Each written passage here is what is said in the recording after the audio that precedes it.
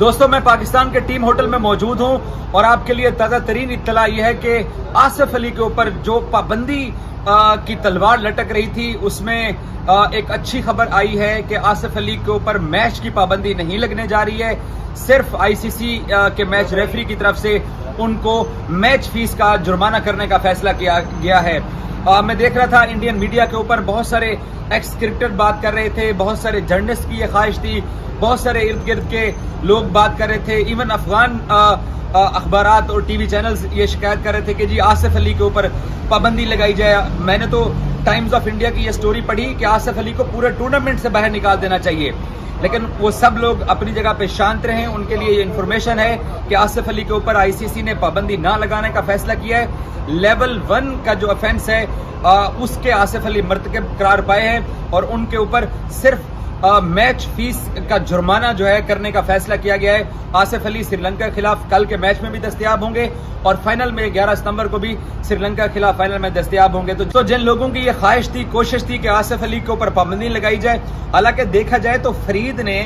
آصف علی کے بالکل قریب آ کے وکٹ سیلیبریٹ کی۔ آئی سی سی کے قوانین کے تحت آپ کسی بھی پلیئر سے اتنا کلوز نہیں ہو سکتے ہیں، especially heat of the moment کے دوران، اور اس کے بعد پھر آصف علی نے ان کو خود سے دور کرنے کے لیے اپنا بازو آگے کیا جو ان کے اس شولڈر سے آگے نکل گیا۔ تو وہ ٹی وی کی فوٹیج کے اندر اور جو فوٹوگرافرز کلک کر رہے تھے اس سے لگتا ہے کہ آصف علی نے اس کو پنچ مارا۔ اگر پنچ مارا تو آصف پہ پابندی لگ جاتی، تو وہ پنچ نہیں تھا، وہ پنچ یہاں سے سائڈ سے نکل گیا،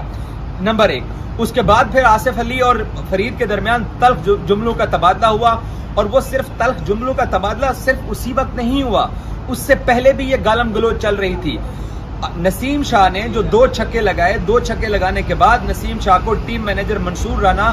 جب روک رہے ہیں، ان کا غصہ ٹھنڈا کر رہے ہیں، تو اس کے پیچھے یہی تھا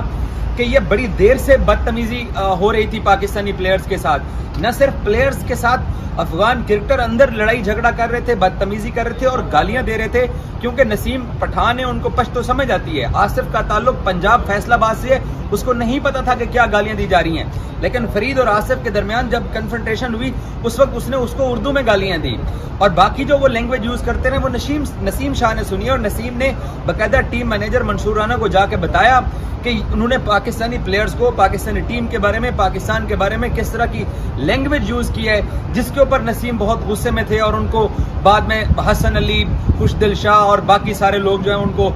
ٹھنڈا کرنے کی کوشش کرتے رہے، کیونکہ نسیم نے